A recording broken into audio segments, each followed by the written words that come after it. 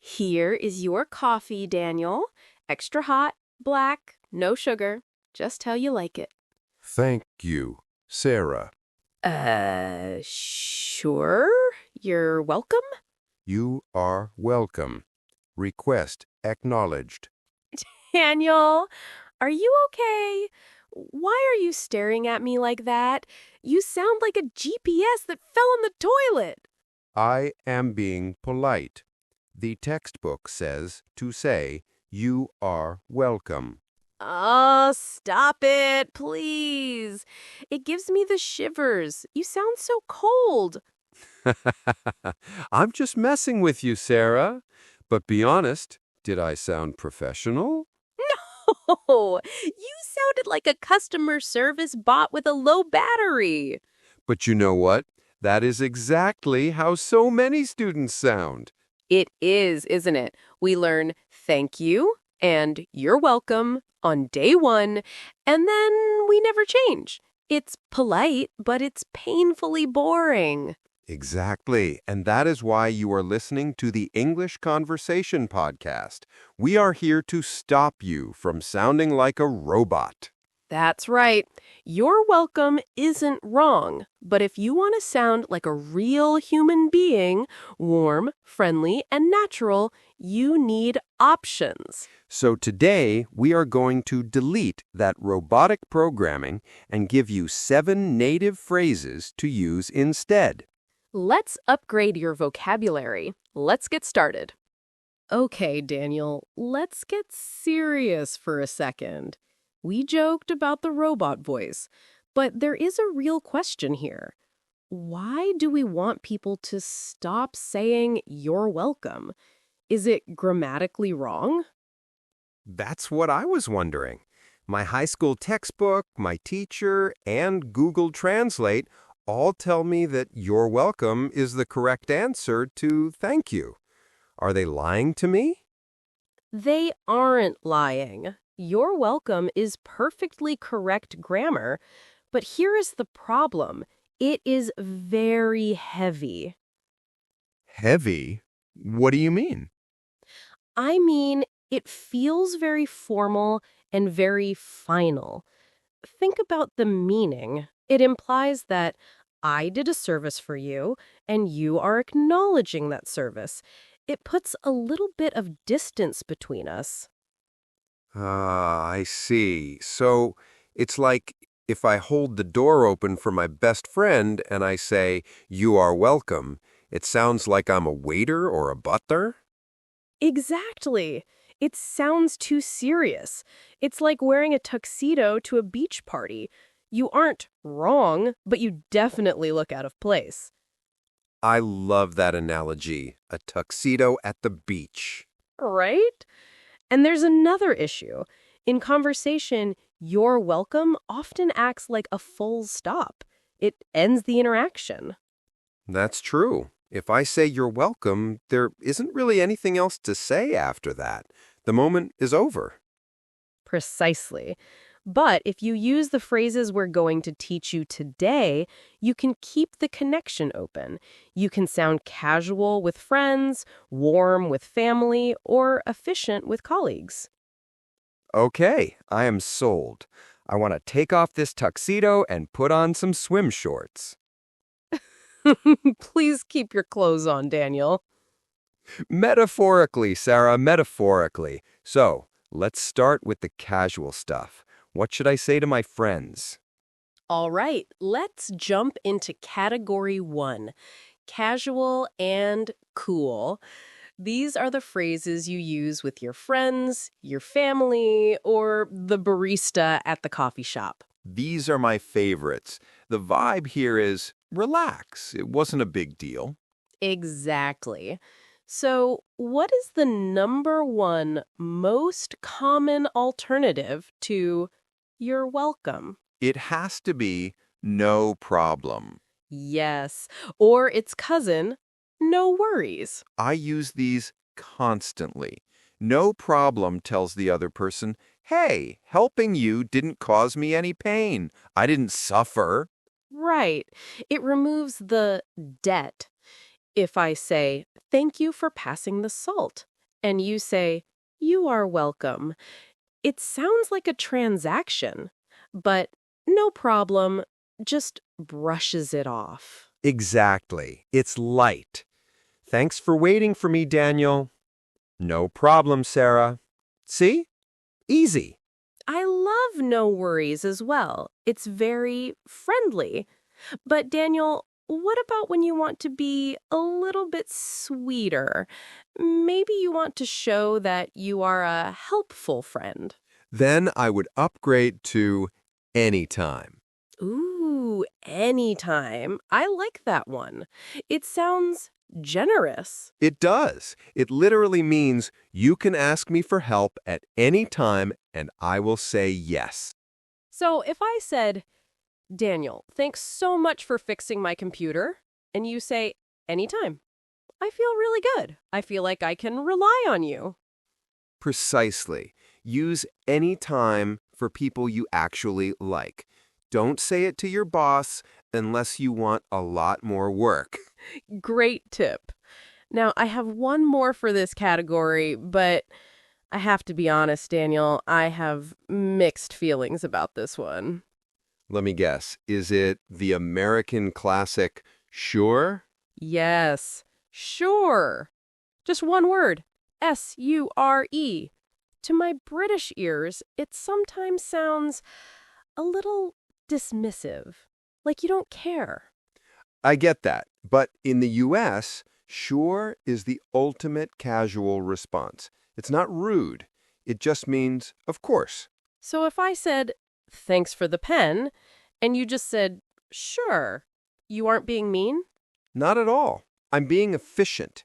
It's for small things. Passing a napkin, holding a door, handing over a file. Thanks. Sure. Okay, I trust you. But listeners, be careful. If someone thanks you for saving their life, do not just say, sure. Thanks for saving me from that burning building. Sure. Yeah, maybe don't do that. Keep sure for the small stuff. Okay, Daniel, time to put the swim shorts away. We are heading into the office. Back to work. Got it. So, imagine you are talking to your boss or a very important client. If they say, thank you for the report, and you say, no worries, it might sound a little too relaxed. Yeah, no worries sounds like, I didn't really care about the report anyway. Not a great look for a promotion. Exactly. So for professional situations, we need phrases that sound capable and eager. My absolute favorite is my pleasure. Ooh, my pleasure. That is the gold standard of customer service. It really is.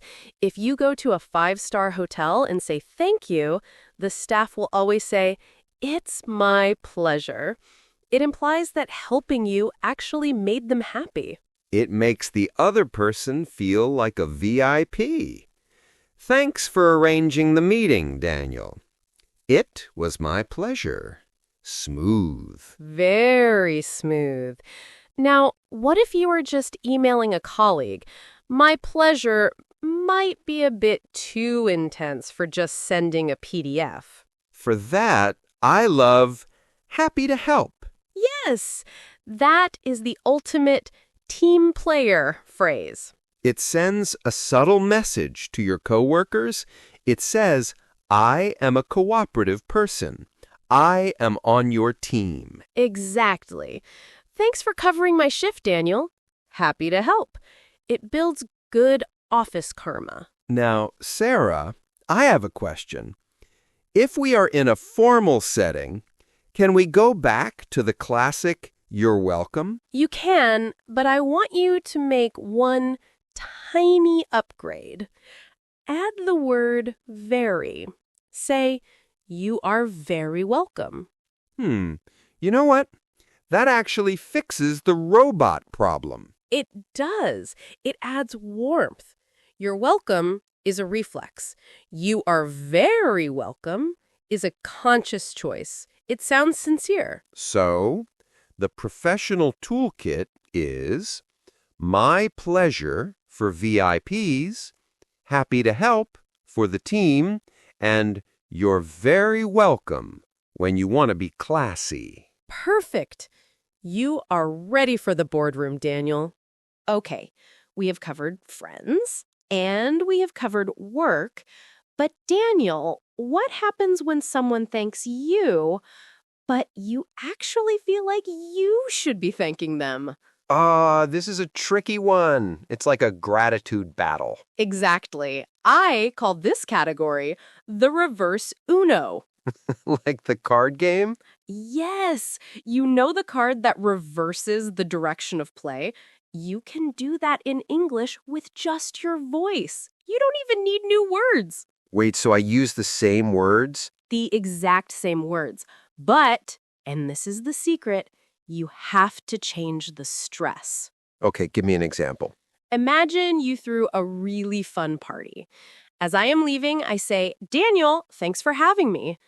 Now, normally, you might say, you're welcome, but you are the host. You are happy I came. So what do you say? I would say, no, thank you for coming. Did you hear that, listeners? He didn't say, thank you. He said, thank you. He put all the power on the pronoun. It's like I'm bouncing the thank you right back at your face. Gently, bouncing it gently. But yes, it creates a lovely connection. It says, your presence was the gift. I use this in business, too. If a client agrees to meet with me, they might say, thanks for your time, Daniel. And I will say, no, thank you for making time for us. Perfect. It makes you sound humble, but you have to get the music right. If you say it flat, no thank you, it sounds like you are refusing a drink. No, thank you. Exactly. That sounds like rejection. It has to go up. No thank you. So, the rule is, if you want to play the reverse Uno card, punch the word you. Got the you. Punch the you. Now, we are getting into the deep stuff. Category 4, heartfelt and humble. This is for the big moments. Not just holding a door, but maybe you helped a friend move house, or you visited them in the hospital. Exactly. If someone says, thank you so much for coming to visit me, it means a lot. And you say, no problem. It feels a bit empty, right? Yeah, it sounds too casual, like you're ordering a pizza. For these moments, you need to show connection. My favorite phrase for this is, I know you do the same for me. That is such a beautiful phrase. I know you do the same for me. It's powerful because it isn't just about this favor. It's about the whole friendship. It says, we are equals. We look out for each other. It really cements the bond. Thanks for lending me that money, Daniel. Hey, I know you do the same for me. Perfect. Now, what about the other one? The very British one? Ah, yes. If you want to be humble and minimize your effort, you say, it was the least I could do. It was the least I could do. That sounds almost poetic. It is. It basically means you are so important to me that this favor was actually small compared to what you deserve. Wow. So if I picked you up from the airport at 3 a.m. and you thanked me, I would say, Daniel, you saved my life. And you would say, it was the least I could do. see, now I'm crying. Don't cry yet, Sarah. We still have one more category to go. Okay, I have dried my tears. We are ready for our final spotlight. This is a phrase that I hear students get wrong all the time. They understand the words, but they misunderstand the intention. The phrase is, don't mention it. Now, Sarah, if we take this literally, it sounds like we are spies. Shh, don't mention it. The walls have ears. Exactly. Don't speak of this crime we just committed. But that is not what it means in polite conversation. No. When we say don't mention it, we're using an idiom. We mean, this favor was so small you don't even need to use your breath to say thank you. It's the ultimate cool guy response. It's like waving your hand in the air. Right. It's a bit old school, isn't it? It reminds me of black and white movies. Thanks for the ride, pal. Ah, don't mention it. It is a classic, but it's still very common. I use it when I want to make the other person feel comfortable, usually after I pay for something. Oh, that's a good example. Like if we go to lunch and I pay the bill. You say, "Oh, Daniel, thank you so much for lunch." And I say, "Hey, don't mention it." Because if I keep mentioning it, it gets awkward. Exactly. I am telling you, please stop thanking me. Let's just enjoy the day. So don't mention it basically means delete this debt from your memory. We are even. Perfect. So don't be afraid to use it. It doesn't mean shut up. It means you are welcome. All right, Daniel, we have learned the phrases, but knowledge is useless without practice. I have a feeling you are about to test me. I absolutely am. It is time for the rapid fire round. I was born ready. Bring it on. Okay, here's how it works. I will give you a scenario and say, thank you. You have to instantly choose the best response from today's list. You have 2 seconds. 2 seconds? Okay, no pressure. Scenario number 1. You are at work. Your boss just asked you to print a very important file for him. Thanks for getting this to me so quickly, Daniel. Happy to help. Ding! Correct. Happy to help shows you are a team player. Scenario number 2. We are roommates. I am eating a burger, and you hand me a napkin because I made a mess. Oh, thanks for the napkin. Sure. Ding! Perfect. Keep it short. Scenario number 3. You are a waiter at a fancy 5-star hotel. I am a wealthy guest. Thank you for bringing the champagne. It is my pleasure, madam. Ooh, very fancy. I like it. Scenario number 4.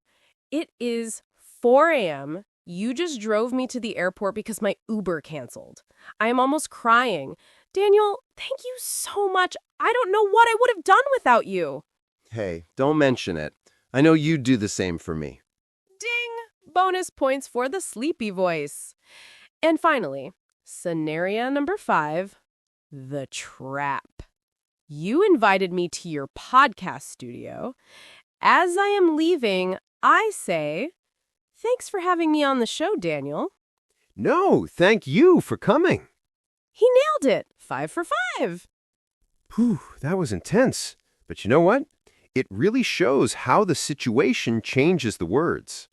Exactly. If you had said, my pleasure, when I asked for the napkin, it would have been weird. And if you said, sure, to the boss, you might get fired. Context is everything. And just like that, the robot is defeated. Rest in peace, Robo Daniel. Powering down. So, listeners, you now have a full toolkit. Whether you are texting a friend, emailing a client, or having a deep moment with a loved one, you don't have to sound generic anymore. Exactly. Challenge yourself this week. Try to use at least 3 of these new phrases. See how people react. I promise you, my pleasure gets you better service than you're welcome. It really does. Now, before we let you go, it is time for our question of the day. We want to hear from you in the comments. We are curious about your native language. Yes, we want to know, How do you say you're welcome in your language, and what does it literally translate to in English? Ah, I love this game. For example, in Spanish, they say de nada, which literally means of nothing. And in French, it's je t'en prie, which is like, I pray it of you. It's very fancy. So tell us yours below. Is it with pleasure? It is nothing? At your service? Teach us in the comments. And if you found this episode helpful and not robotic, please give us a thumbs up and share it with a friend who needs an upgrade.